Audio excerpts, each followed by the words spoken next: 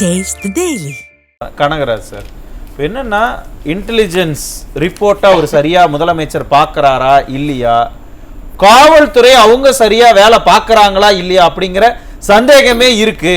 அவங்க சரியா வேலை பார்த்துருந்தாங்கன்னா இன்னைக்கு இந்த அளவுக்கு கிரைம் இந்த அளவுக்கு நடந்திருக்காது அப்படிங்கிறாங்க. காவல்துறை இன்னைக்கு அவங்களுடைய வேலையை கரெக்டாக செஞ்சிட்டு இருக்கிறாங்க. என்ன சார், எந்த நடவடிக்கை எடுக்காம இருக்கிறதா? நடவடிக்கை எடுக்காம இல்லைங்க, உடனே இல்ல இங்க பாருங்களேன், இவ்வளவு கிரைம் நடந்துகிட்டு இருக்கு, அவங்க வேலையை கரெக்டா செய்யறாங்கன்னா அப்ப அவங்க வேலை என்ன? யாரு தப்பு பண்ணாலும் கண்டுக்காம விடணும், அதான் அவங்க வேலையா? என்ன சார், ஒரு 2 நிமிஷம் பேச விடுங்க, நான் சொல்றேன். இப்போ இதுக்கு முந்தைய ஆட்சியில் நீங்க இப்போ எடுத்துக்குவோம், இதே அட்வொகேட்ஸ் 17 அட்வொகேட்ஸை இது 2015, அதாவது ஏப்ரல் ஜனவரியில் 38 வயது மிக்க ஸ்டாலின் என்பவர் விரிவாக்கம் ஒரு அட்வொகேட், சரியா? ஏப்ரல் 3 MK ராஜா ஒரு அட்வொகேட்.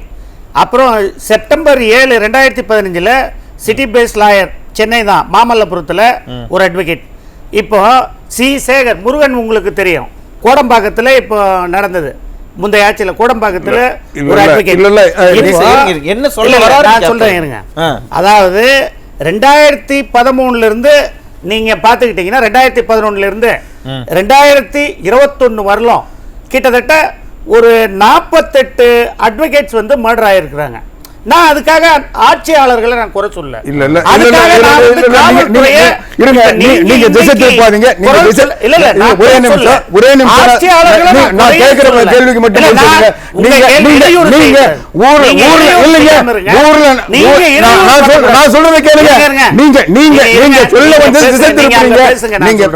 அதாவது நான் சொல்றது, ஊர்ல மர்டர் நடக்குது, அட்வொகேட் இருக்காங்க, டாக்டர் இருக்காங்க, நர்ஸ் இருக்காங்க, அதை பத்தி எங்களுக்கு பிரச்சனை இல்லை. ஆனால் ஒரு பொது இடத்தில், அரசு பள்ளியில் நடக்குது, கோர்ட்டில் நடக்குது. இன்னைக்கு ஏற்கனவே திமுக ஆட்சியில் ஆறுமுக பெருமாள் வெட்டுப்பட்டார, அடிச்சுட்டு நீதிபதி அடிச்சுட்டு ரத்த வெள்ளத்தில் ஒரு மிதந்தாரு, ஐயோ கொண்டாங்க காப்பாற்ற கதனாரு. அந்த உயர்நீதிமன்ற வளாகத்தில் போலீஸ் ஸ்டேஷன் எரிஞ்சுத, தீப்பற்றி எரிஞ்சுத, ஊரே பார்த்தது, உலகமே பார்த்தது. அந்த மாதிரி அது அரசுடைய கவனக்குரிய. அவரே நான் கொடுக்க வேண்டிய விளக்கத்தை அவரே இப்ப கொடுத்துட்டாரு. ஏங்க நான் இன்னும் சொல்லவே இல்லை, நான் நீங்க தனிப்பட்டன்றது அவங்க வீட்டுக்குள்ள நடக்கிறது. நீங்க விளக்கம் கொடுத்தீங்க, ஒரே நிமிஷம். இல்ல இல்ல, குற்றம் சுமத்தவே இல்ல, ஒரே நீங்க குற்றம் சுமத்த முடியாது, ஏன்னா அதுல நியாயம் கிடையாது. அதெல்லாம் தவறுங்க. நம்ம ஒரே நிமிஷம் மிஸ்டர் கனகராஜ், நான் என்னுடைய கேள்வியை உங்களுக்கு விளக்கிறேன், சொல்லுங்க. ஒரு 8 கோடி மக்கள் இருக்கக்கூடிய இடத்துல அங்கொன்று இங்கொன்றும் கிரைம் நடக்கும், அது நிகழ்தகவு தான், யாரும் இல்லைன்னு சொல்லலாம். ஆனால் அப்படிப்பட்ட குற்றங்கள் நடக்காம தடுக்கிறதுக்கு தான் ஆட்சி அதிகாரத்துல இங்க கொண்டு போய் மக்கள் உட்கார வச்சிருக்கிறாங்க. அதுவும் நீங்க சொன்னீங்கல்ல, அவங்க ஆட்சியில் அப்படி நடந்தது, இவங்க ஆட்சியில் அப்படி நடந்தது. ஆனா இன்னைக்கு இருக்கக்கூடிய 2021க்கு பிறகு ஒரு நாளும் கிரைம் ரிப்போர்ட்டை எடுத்து பார்த்தோம்னு வைங்களேன், நீங்க சொல்ற மாதிரியே நம்ம கம்பேர் பண்ணி பார்த்தோம்னா, ஒரு நாளைக்கு 60 கொலை, 10 நாள்ல 70 கொலை, ஒரு வாரத்துல 150 கொலைன்னு இருங்க சார். ரிப்போர்ட் நான் தரேன் இருங்க. நான் சாம்பிள் வெதர் ரிப்போர்ட் படிப்பாங்கல்ல, வானிலை நிலவரம், கொலை நிலவரம் படிங்க, நான் தரேங்க. என்ன இது அப்புறம் இருங்க, நான் தரேன். புரியுதா? அதுக்கும் இதுக்கு வித்தியாசம் புரியுதா? இப்ப நீங்க கேட்டீங்கல்ல ரிப்போர்ட், நான் ஒரே ஒரு சாம்பிள் ரிப்போர்ட் 2022க்கு எடுத்திருக்கேன். தமிழ்நாட்டில் 2022 47 கொலைகள் ஆயிருக்கு, சரியா? 2000 ஒரு ஆண்டுல 47 கொலை. நான் சொல்ல ரிப்போர்ட் பேசுது. இல்ல நீங்க வழக்கறிஞர் ஆர்டிஐல வேற இருக்கீங்க, நீங்க தப்பான தகவலை நீங்க பதிவு பண்ணா எப்படி நான் பார்த்துட்டு உட்கார்ந்திருக்க முடியும்? நான் சொல்றது மிஸ்டர் கனகராஜ், மிஸ்டர் கனகராஜ் ஒட்டுமொத்த தமிழகத்திலேயும் ஓராண்டில் 42 கொலை தானா? வழக்கறிஞர்களை நான் சொல்றது. வழக்கறிஞர் தனி லிஸ்ட் போடுவீங்க, ஆசிரியர்கள் தனி லிஸ்ட் போடுவீங்க, தமிழ்நாடு ஒவ்வொரு துறைக்கும் லிஸ்ட். எஸ் சார், இல்ல இல்ல இருங்க, பட்ஜெட்ல ஒரு துறைக்கும் இவ்வளவு கோடி நிதி ஒதுக்குதுன்னு சொல்லுவாங்க. ஆனா எந்த ஆட்சியிலுமே இல்லாம எந்தெந்த துறையில எவ்வளவு கொலைன்னு இப்ப நீங்க லிஸ்ட் படிக்கிறீங்க பாருங்க. இதுதான் இப்ப இந்த 3 ஆண்டு காலமா நம்ம கண்டிருக்கிற மாற்றம். இப்ப புரியுதா? இருங்க, நான் என்ன கேட்க இல்ல இல்ல நான் சொல்லிடுறேங்க, நான் சொல்லி முடிச்சறேன், அப்புறம் நீங்க கேள்வி கேளுங்க, நான் உங்களை கேள்வி கேட்கறேன், நீங்க சொல்லுங்க. இப்போ சாம்பிளுக்கு நீங்க கேட்டீங்க 2022ல இல்ல, மொத்தமே ஏன் கொலை நடக்குதுன்னு கேட்டா, 47 தான் நடந்திருக்கு. சாம்பிளுக்கு பேசிட்டு இருங்க, இருக்கீங்க. நீங்க சொல்றீங்க. மிஸ்டர் கனகராஜ், ஏங்க இந்தியா ஒரே நிமிஷம். இருங்க. என்னுடைய கேள்வியை முதல்ல நீங்க வாங்கிக்கணும். இது வழக்கறிஞரை நீதிமன்ற வளாகத்திலேயே ஒரு வழக்கறிஞரே தவறு. ஒரு ஸ்கூலுக்கு போய் அங்க பாடம் எடுத்துக்கிட்டு இருக்கிற ஒரு இளம் வயது ஆசிரியரை 26 வயசு தான் ஆகுது அந்த பொண்ணுக்கு. 1500 மாணவர்கள் முன்னாடி வெட்டி கொல்றாங்க. மருத்துவம் பார்த்துக்கிட்டு இருக்கிற ஆஸ்பத்திரிக்குள்ள போய் டாக்டரை வெட்டுறாங்க. விஏஓ ஆபீஸ்க்குள்ள போய் விஏஓ வெட்டுறாங்க. என்னது? எப்படி அரசு சார்பில் வேலை பார்க்கறவங்க எல்லாம் தைரியமா இருப்பாங்க? எப்படி மற்ற மக்கள் ஒண்ணு இல்ல சார், நம்ம வீட்டுல இருக்கிறவங்களும் எப்படி சார் பத்திரமா நம்ம வீட்டுக்கு திரும்பி வருவாங்கிற நம்பிக்கை எப்படி சார் இருக்கும்? அந்த நம்பிக்கை கொடுக்க வேண்டியது யாரு? கேள்வி கேட்டீங்களா? நான் பதில் சொல்றவர்கள் இடையூறு இல்லாம கேளுங்க. அதாவது முதற்கண் இந்த மாதிரி கொலைகள் செய்கிறத, வழக்கறிஞர் கொள்றதையும் ஒரு ஆசிரியை கொள்றதையும் காங்கிரஸ் கட்சி சார்பாக தமிழனாக ஒரு மனிதனாக நாம் எல்லோருக்கும் கண்டிக்கின்றோம். அதே நேரத்தில் தலை குனிய வேண்டும். ரெண்டு தலை குனியணும். ஏமா நீங்க இன்னைக்கு ஒரு உயிர் போறது ஒரு போறதுன்றது எவ்வளவு பெரிய விஷயம். அதுக்கு நம்ம தலை குனியணும். அதுக்கு விளக்கத்தை சொல்லுங்க. இருங்க வரேன். கண்டிக்கத்தக்கது அக்செப்ட் பண்ணிட்டேன். இருங்க, தலை குனியணும்னு சொன்னீங்கல்ல, ஏன்? இருங்க சொல்றேன். அரசாங்கம் தலை குனியும். ஏங்க நீங்க இதுக்கு முன்பு ஆட்சியாளர்கள் இருந்த ஆட்சியாளர் சார், நான் வேணா பண்றேன். என்னுடைய கேள்விக்கு பதில் சொல்லுங்க. தலை குனியணும்னு சொன்னீங்கல்ல, ஏன் தலை குனிவு? யாரு தலை குனியணும் சொல்லுங்க. போட்டதுக்காக தலை குனிதான் ஆகணும். 2000 சொல்லிடுறேங்க. அதாவது 2011 இருந்து 2021 வரலும் ஆட்சி செஞ்சாங்க பாருங்க. இதற்கு முந்தைய ஆட்சியாளர்கள் தனிப்பட்ட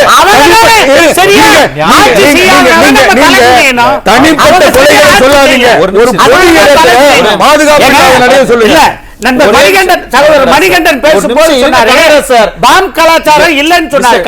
93ல வெடிகுண்டு நடந்தது. ஒரு நிமிஷம், சென்னையில வெடிக்க வச்சாங்க. பாம் கலாச்சாரம் இருந்தது. அதற்கு என்ன சொல்வாரு? ஒரு நிமிஷம் இல்லன்னு சொல்றாரு. பேசுறது உள் வாங்கிக்கங்க. சொல்லுங்க.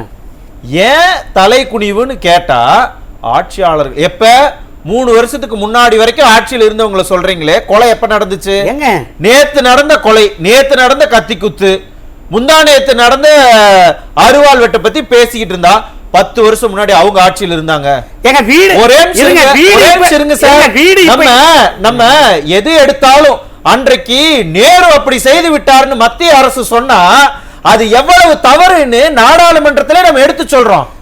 அதே மாதிரி தான் இது இருக்கு. எங்க நாடாளுமன்றத்தில் உங்களுக்கு என்ன சார் வித்தியாசம்? சரி, அப்ப நான் கேக்குறேன், உங்களை மணிப்பூர் கலவரத்தை பத்தி நீங்க எங்கயாவது நாடாளுமன்றத்தில் எடுத்து சொல்லிருக்கீங்களா? நம்ம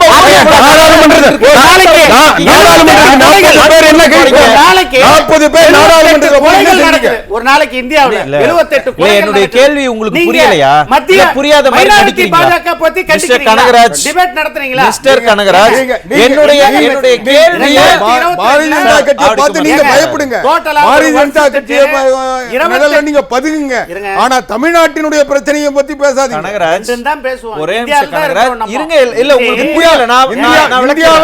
இந்தியா திமுக ஆளல, தமிழ்நாட்டு ஆளுது. வர இல்ல கனகராஜ், இல்ல என்னுடைய கேள்வியை நீங்க புரியாத மாதிரி, என்னுடைய கேள்வியை புரியாத மாதிரி நீங்க பேசுறீங்க. மணிப்பூர் கலவரத்தை பத்தி பாருங்க சார், என்னுடைய கேள்வி முதல்ல உள்ள வைக்குங்க சார். ஒரு மிஸ்டர் கனகராஜ், படுகொலை நடந்துட்டு இருக்கு. இங்க பாருங்க, அவங்க நம்ம சகோதரிகள் பாருங்க. ஒரு நிமிஷம் பத்தி பேசியது உண்டா? உடனே அப்ப அவங்க ஈழ படுகொலை எடுப்பாங்க. நான் அதுக்குள்ள போக விரும்பல. இன படுகொலை பத்தி காங்கிரஸ் கட்சி பேசக்கூடாது. திமுக படுகொலையை ரசித்தது திமுக. தமிழர்களுடைய படுகொலையை ரசித்தது அவங்களுக்கு.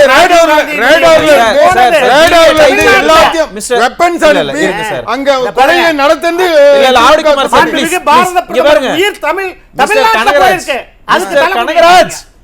ஒரு நிமிஷம் இங்க பாருங்க. பாரத பிரதமரை இழந்தது உங்களுக்கு துக்கமா இருந்தா திமுக கூட கூட்டணியே வச்சிருக்க மாட்டீங்க.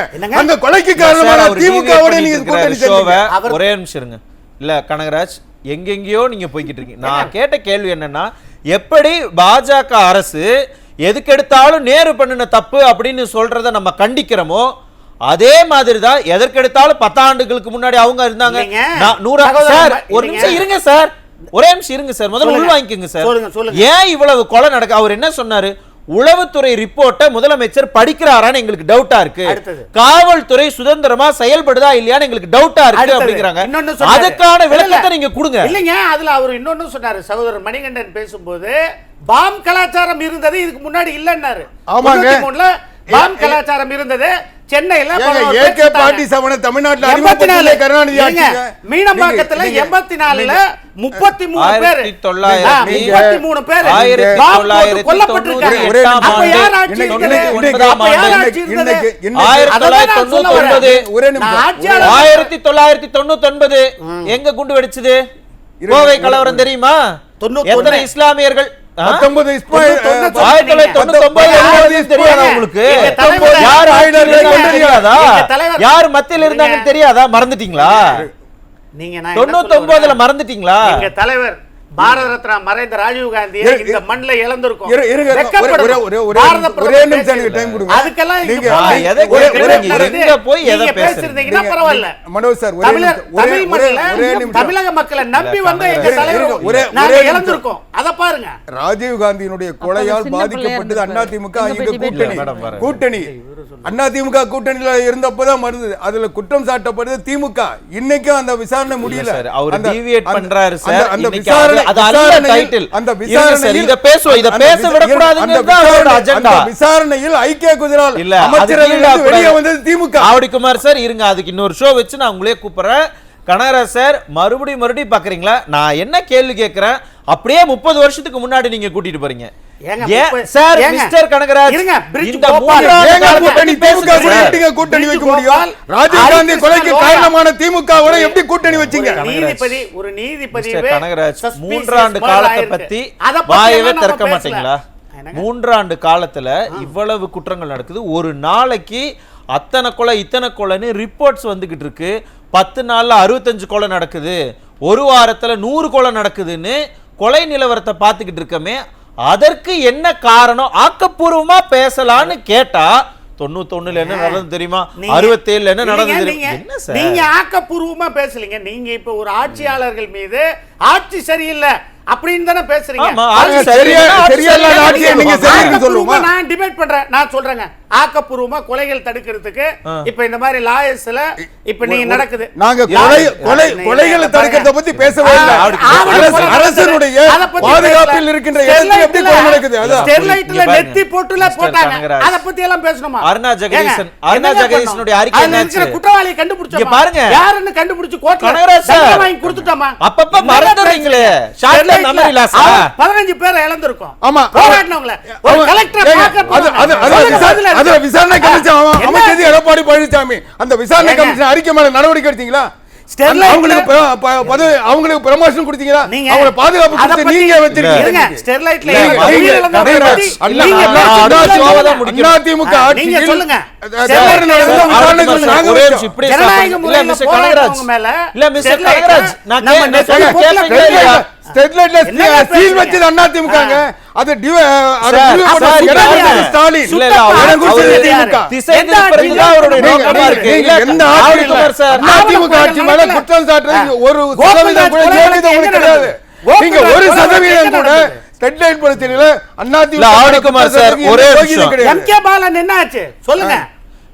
ஒரே நிமிஷம் சார், அவரு வேணும்னே திசை திருப்பிட்டே இருக்கு சார். ஒரே நிமிஷம் சார், ஆரம்பத்திலிருந்து இப்ப வரைக்கும் 3 ஆண்டு காலமா கொலை நிலவரம் ஜாஸ்தியா இருக்கு, அதற்கு உளவுத்துறை என்ன பண்ணுது, போலீஸ் என்ன பண்றாங்க அப்படின்னு கேட்ட கேள்விக்கு இப்ப வரைக்கும் நீங்க பதில் சொல்லல. ஆனாலும் நான் விட மாட்டேன். அதற்கு நீங்க பதில் சொல்லுங்க, நான் கேக்குறேன். அந்த பதில் வந்துச்சுன்னா இந்த ஒரே கேள்வியோட நான் அவங்க கிட்ட நான் கேக்குறேங்க. இருங்க, நான் சொல்றேங்க. சரி, ஹியூமனிடேரியனா சொல்றேன். எனக்கு மனித தன்மை இருக்கு. சரி, இப்போ ஆட்சியாளர்கள் இல்லையே. ஏங்க இவர் இத்தனை முதலமைச்சருக்கு இல்ல, போலீஸ் துறையை கையில வச்சிருக்கிற முதலமைச்சருக்கு அப்ப மனிதாபிமானம் இல்லன்னு சொல்ல வரீங்களா? ஒரு எஸ்பி சூசைட் பண்ணிக்கிட்டாங்க கோகுல்ராஜ் கொலை வழக்குல. அதுக்கு பதில் சொல்லுங்க. அப்ப ஆட்சியாளர்கள் அதிமுக ஆட்சி மீனம்பாக்கத்துல 33 பேர் பாம்பு பிளாஸ்ட்ல கனகராஜ். செத்துட்டாங்க. அதுக்கு பதில் சொல்லுங்க சார், நான் ஆட்சியாளர்கள் மேல இல்ல, இங்க பாருங்க, கனகராஜ். நம்ம ஆக்கப்பூர்வமா சிந்திப்போம். நீங்க ஆரியபூர்வமா சிந்திக்கிற லட்சணம் தான் இன்னைக்கு நாள்தோறும் கொலை நடக்குது. நான் தான் இப்ப லிஸ்ட் படிச்சேன். ஒரே நிமிஷம் இந்தாங்க லிஸ்ட்ல இல்ல, கனகராஜ் சார், ஒரே நிமிஷம் இருங்க. 6வது முறையா நான் அதே கேள்வி கேட்கிறேன். கேளுங்க. இந்த முறையாவது பதில சொல்லுவீங்கங்கிற எதிர்பார்ப்போட கேட்கிறேன். 3 வருஷமா உளவுத்துறை செயல்படுதா, போலீஸ் துறை செயல்படுதா? பதில் சொல்லுங்க சார். நான் சொல்லுவீங்களா? அதாவது முதல்ல நம்ம ஏற்கனவே சொல்லிட்டோம், கொலைகள் நடந்தால் கண்டிக்க வேண்டியது, அதாவது நடக்காமல் பார்த்து கொள்ள வேண்டியது அரசாங்கத்தினுடைய கடமை. அதற்கு உள்துறைன்னு ஒரு டிபார்ட்மெண்ட் இருக்கு, உள்துறை செயலாளர் இருக்காங்க, உளவுத்துறை இருக்கு, அமைச்சர் இந்த பாருங்க. ஒரே நிமிஷம் சார், சொல்லுங்க சொல்லுங்க. சார் அப்புறம் நான் இல்ல சார், சொல்லுங்க சார். வேற நான் கேள்வி சொல்லிட்டேன்ல, நீங்க பதில் சொல்லுங்க. கேட்க வரும். இல்ல, எப்படி தப்பிக்கலாம்னு பாக்குறீங்க பாத்தீங்களா? தப்பிக்கணும் நீங்க சொல்லுங்க. தப்பிக்கணும்னு அவசியம் இல்லைங்க, நான் நேரடியா பதில் சொல்லுவோம். ஏங்க கோர்ட்ல ஏறி பேசிட்டு இருக்கோம். சொல்லுங்க சார், பதில் சொல்லுங்க சார். அதாவது இப்போ பொறுத்தவரையிலும் கொலைகள் நடப்பது உளவுத்துறை இன்றைக்கு ஐஜியா அதுக்கு இருக்கிறவங்க, கள்ளக்குறிச்சி இன்சிடென்ட்ல இருந்தாலும் சரி அல்லது இந்த இன்சிடென்ட்ல ப்ளீஸ் சொல்லுங்க. என்னங்க ஏதோ சொல்லுங்க. இல்ல, நீ அவர் ஏதாவது சொன்னாரா? இல்ல நீங்க சொல்லுங்க, பதில சொல்லுங்க.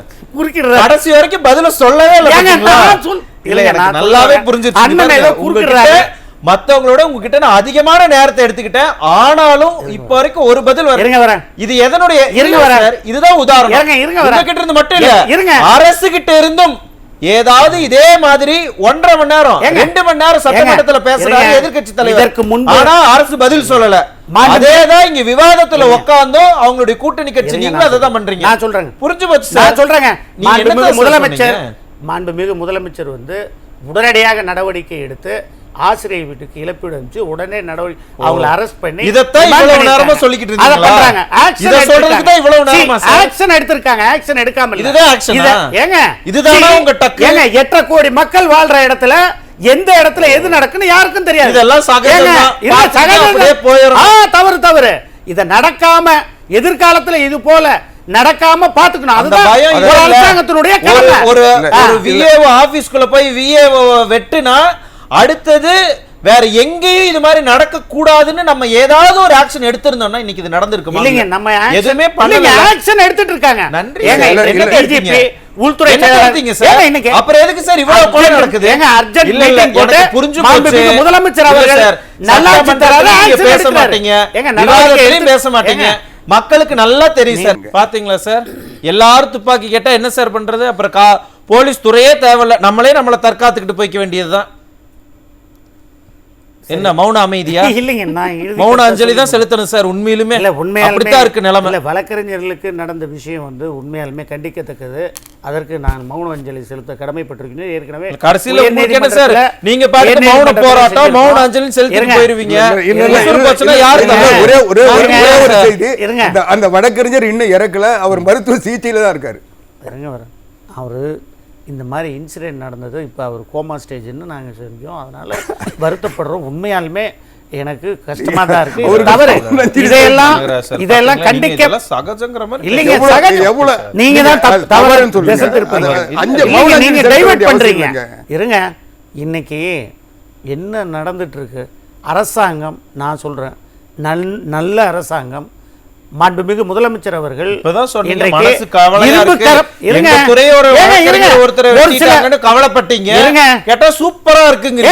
ஒரு சில உளவுத்துறை காவல்துறை அதிகாரிகள் ஒரு சில இடங்கள்ல தவறு நடந்தால் அதை சரி செய்து மாண்புமிகு முதலமைச்சர் அவர்கள் இரும்பு கரம் கொண்டு என்கவுண்டர் அதிகமா கொண்டு வந்து இன்னைக்கு தமிழ்நாடு இந்தியாவிலேயே இல்ல ஒரு நல்ல பாதுகாப்பு மாநிலமாக இருப்பது தமிழ்நாடு தான் அப்படின்னு நீங்களே ஒரு சமூகத்திலயோ கன உலகத்திலோ நினைச்சுக்கிற வேண்டியது உண்மை என்னன்னு மக்களுக்கு தெரியும் சார். முதலமைச்சர் அவர்களும் இல்ல மாண்புமிகு துணை முதலமைச்சர், நீங்க ஒரு உலகத்துல முதலமைச்சர் அவர்களும் அந்த நல்லாட்சி தருகிற உலகத்துல நீங்க வாழ்ந்துருக்கீங்க. நன்றி. இதை விட மோசமா இருந்தது. நீங்க ஒரு மூத்த வழக்கறிஞர், மோசமா இருக்கு, இத போய் நீதிமன்றத்துல சொல்லுங்க. நன்றி.